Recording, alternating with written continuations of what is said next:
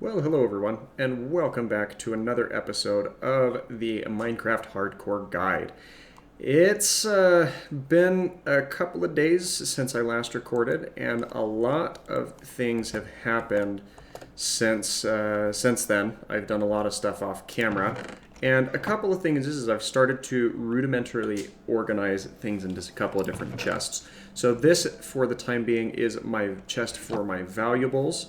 And I've actually got a couple of gold ingots over here that we can throw into this as well. Now, this is just my organizational system that I'm going with for the time being. You don't have to mimic this, but I found it best to kind of keep your redstone, emeralds. Your coal doesn't have to go in here either, but just because I have a place to store it, that works for me. Iron, gold, and then eventually our diamonds. And I've actually found a couple of diamonds, but because I, record Minecraft videos and put them on YouTube, I have like some sort of contractual obligation to show you the first diamonds of each world. So I'm going to show you where I found those and we'll mine them together. Sound like a plan? Good. But that's not all that's happened while we were away. There's also a bunch of things that we've collected. We were able to successfully take out an Enderman using a tactic that I'll showcase here.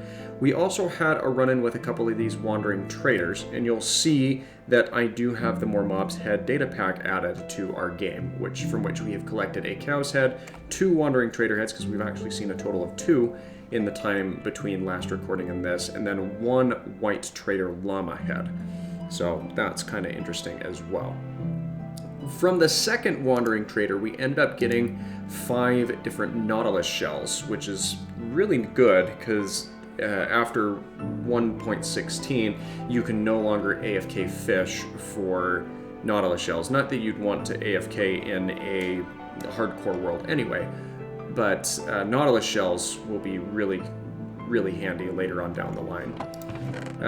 I did have to sacrifice basically all of the bales of wheat that I got out of this village. I had about 60 of them initially, and I did have to sacrifice those to my farmer villager right here, who you'll see he is up at the rate where we can now sell melons to him as well as wheat. But it's probably going to be a hot second before we get to that point. Let's run over to this other farm real quick, see if there's any other wheat that we can harvest up. Yeah, it looks like there's at least one.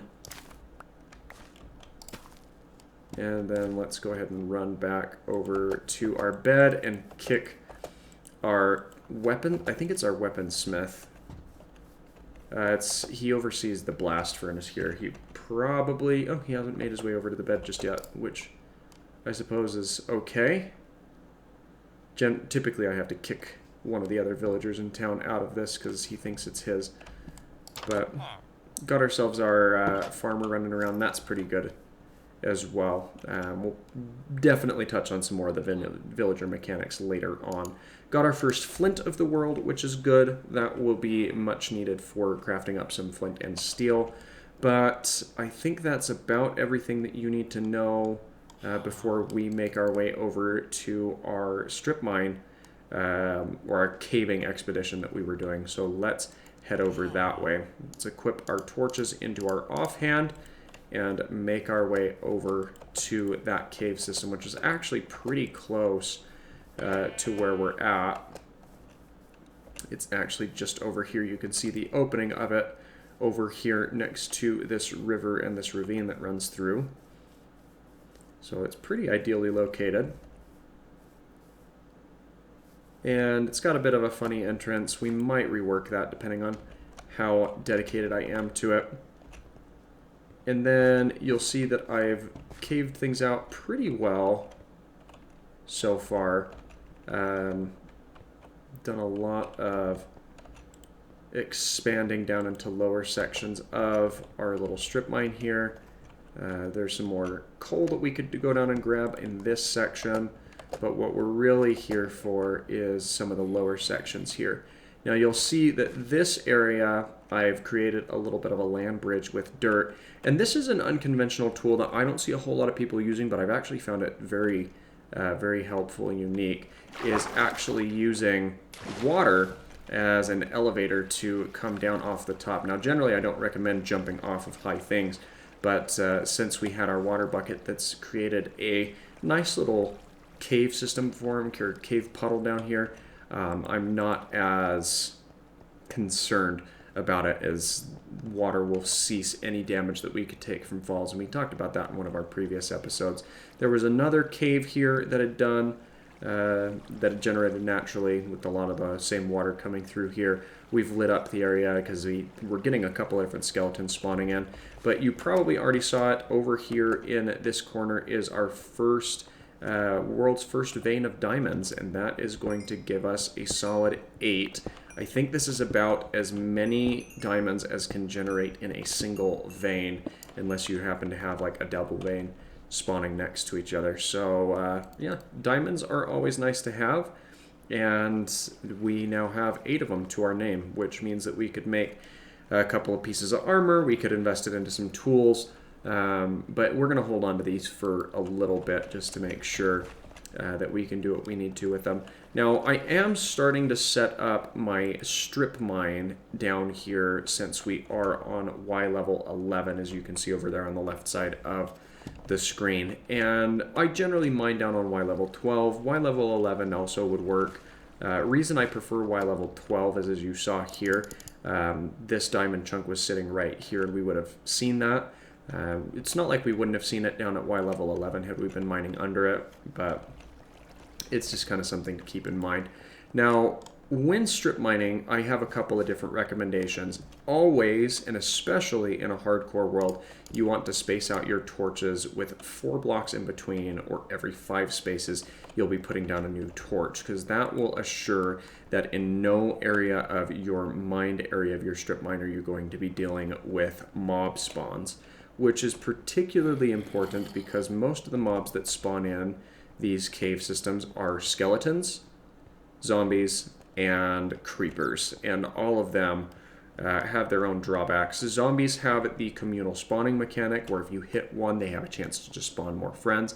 Skeletons, of course, they are a lot more accurate with the shots that they do in a hardcore world, and then creepers are just always bad news no matter what version of the world you're playing in. So as you can see, we'll mine out 3, 4, and then this is the 5th one, and then we'll go ahead and click our torch into the wall here, and that will keep our spacing consistent throughout. But I'm not going to sit here and make you watch me mine through a bunch of things, because that's not the point of why we're here today. But I will see if we can find a couple of more diamonds as we go about our wares.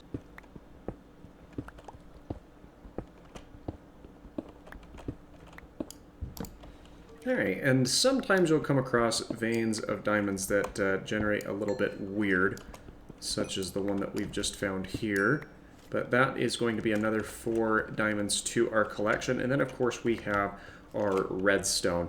Now, even if you're not proficient in using redstone as an in-game mechanic, it's a really good thing to make sure that you mine up for a couple of different reasons.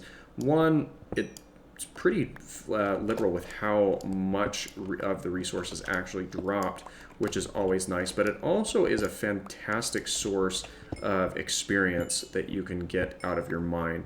And they always come in some pretty extensive veins. As you can see here, just from this one spot, we've got 46 redstone dust from those couple of blocks that we had, and that, all things considered, is really, really good.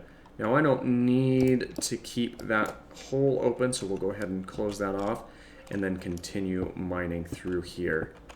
And this is still some work that I'm doing on establishing the main section of the branch mine, or the strip mine, that we'll be setting up. And I'll kind of talk about some of my personal preferences for that when it's more relevant, I suppose. All right, and then when you go through mining in this fashion, you will often come across a couple of these ravines, and you need to be cautious about them because sometimes they have overhanging ledges, and the last thing that you want is to have a creeper come falling down right on top of your head.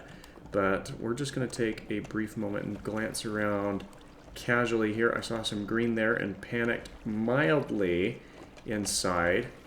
And I've got my hand on the shift right now, so I am in the crouched position, which fortunately means that unless I deliberately get hit, I will not get knocked into that lava, which is always good, because nobody likes an impromptu dip in lava. It's definitely low on my list of recommended experiences in a Minecraft world, or in general. But that's going to do it for my pick that I had there, and I actually need to go up and craft a new one. But this was about the point where I was expecting on ending my strip mine, or the primary branch of the strip mine anyway. So no harm, no foul there. Now, things that you need to make sure that you have on hand before you even think about caving or strip mining is you need to make sure that you've got yourself a decent set of armor. You need to make sure that you have easy access to tools and resources, and you need to make sure that you have food and torches, because all of those things are going to make sure that you can successfully and for extended periods of time stay down here in your strip mine and efficiently work and collect the resources that you need or are searching for. And that goes for any type of mining, including the new mining techniques that are done within the Nether, which we'll talk about a little bit more when we eventually make our way over that way. But I don't want to rush anything. I definitely need to make sure that I have the best set of armor that I possibly can, and any and all necessary enchants for that armor as well. Because you do not want to go into the Nether underprepared under any circumstances, much less in a hardcore world. But now we are back at our little waterfall here, so that will allow us to get back up to the surface. And the nice thing about this is it's very easy and low maintenance to swim up. And if you do happen to, you know, take a wrong turn and fall, then you're not in nearly as bad of a position as you otherwise might be, because you'll be falling down into a puddle of water that will catch your fall. And then that branch has already gone down. Now, we talked about this in the last episode, but when you are trying to find your way out of your cave, the best favor that you can do for yourself is actually have a consistency in where you're placing your torches. So pick a wall and always and only put your torches on that wall. And then just remember that walking in, you will be looking for the torches on whichever side of the wall you chose, and when walking out, you are looking for the torches on the opposite wall. And we need to make our way back over to our little village here. Now, some people do prefer to bring a bed with you down into the mines, and that's a pretty good strategy even just in a general world, because it makes sure that you are not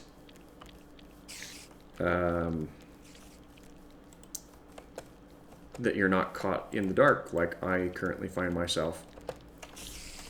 But let's see, we've got a couple of creepers, some spiders, and the only hostile mobs that have the communal spawning are the zombies, which is good.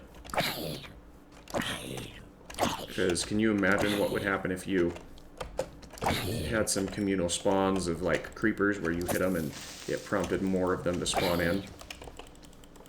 Yes, please, Mr. Golem.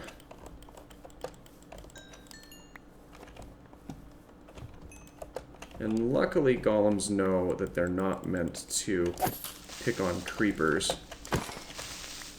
because otherwise your town would just get blown to bits. Woo, that's a creeper.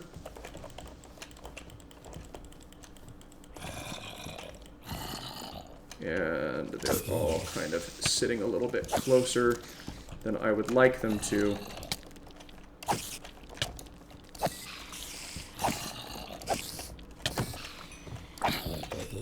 And that creeper's still hot on my tail.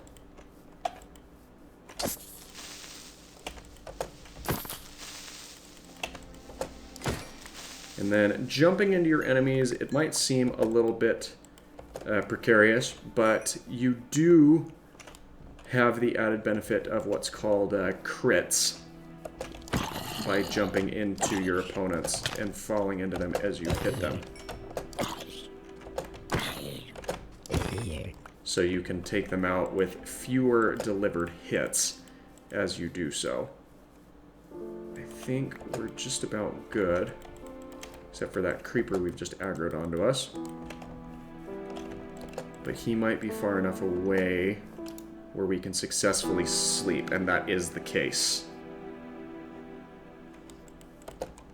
And then let's come over this way, because I saw that this golem was staving off some danger. Got a spider jockey over there. Those guys aren't super common. But spider jockeys are just, you know, skeletons riding spiders, which is not something you see super frequently, but they crop up every now and again. And they do have to spawn in. You can't have, like, a spider wander over next to a skeleton and... There we are. You can't have a spider wander into a skeleton and then have the skeleton jump up on top of it. That was probably a little closer than I should have came to that skeleton, especially where he was in full armor. But we walked away at the end of the day, so... A bit of a risky play that gets your heart racing a little bit. And we've got ourselves an Enderman friend over here, which I want to kind of talk about what you can do to confront these guys. Provided that he didn't just run further away or to a point where I can no longer interact with him. Which it does look like that was the case. But a good way to cope with Endermen in general is you want to have yourself, this is actually where I took out the Enderman earlier, you want to dig yourself a little hidey hole here, because Endermen, they're 3 blocks tall. So if you can get underneath an overhang that is only 2 blocks tall, or even 1.5 blocks, and you crouch underneath it, then you're not going to have to worry about any interactions with an Enderman or losing an interaction with an Enderman.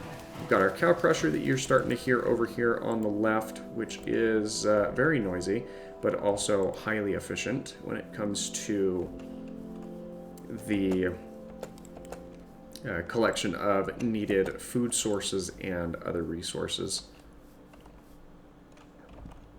But let's go ahead and stash up some of our things here. So I do keep, in terms of storage, I do keep 1 chest always, or 1 column of chests dedicated to cobblestone, as you are always going to have a increased amount of cobblestone when compared with the other stones that you will get out of your quarries. And then over here in this chest, I have a section segmented off, as this will allow us to store up some of the more uncommon varieties of our stones. We've got our diorite, our granite, and our andesite stored up in here. And this, I have it laid out this way so it will automatically sort into the chest and not stack up on top of other resources that you're working with. I'm doing something similar here with dirt and gravel, and the bottom 2 rows I've left open because once I eventually do start collecting up sand, that's something that I will start storing in there as well. But let's walk over to our blast furnace, throw a couple of our iron that we've collected out of there, and then let's go ahead and stash up our diamonds and then sort out our assorted mob drops that we picked up from the night here. We've actually got some redstone dust that we need to keep in there as well. But this tends to keep things relatively organized, at least in the early game.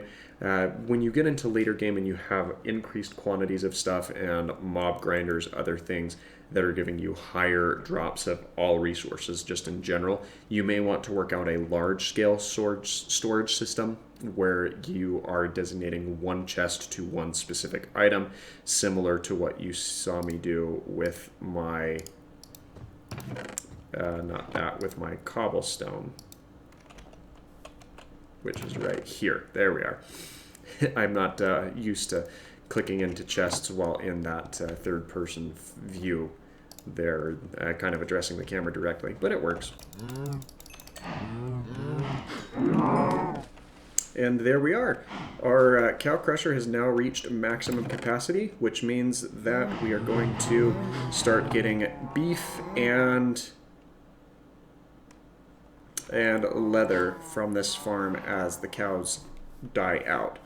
And the only other thing that I'm going to address here is going to be over here, actually. I saw this little mountain top, or this little hill over here in the distance, which is pretty good. I actually think that I'd come over this way earlier in the world, and I did, because you'll see that I had a crafting table down here as I was working a little bit in that cave system looking for some early game iron. But what I actually think that I'm going to do is I need to set up more of a permanent base of operations, especially now that I'm getting to the point where I have a lot of the necessary resources on hand. So let's go ahead and climb up on top of this hillside if we can.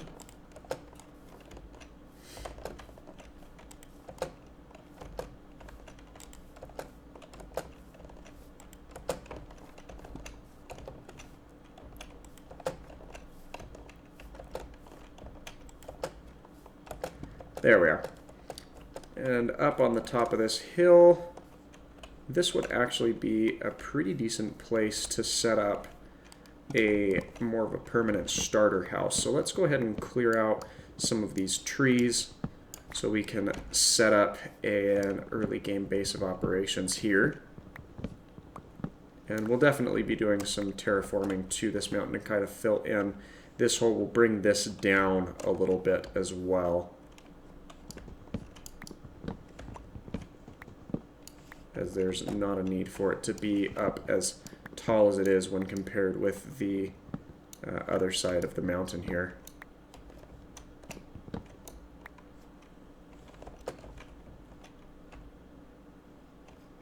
And yep, the leaves are starting to deteriorate there, which means that we have successfully removed all of the wood from that. And then the only other things that we need to start working on is taking out these birch trees as well, which birch is actually one of my preferred woods just because it is such a light and complementary wood. It tends to go well with a lot of different things.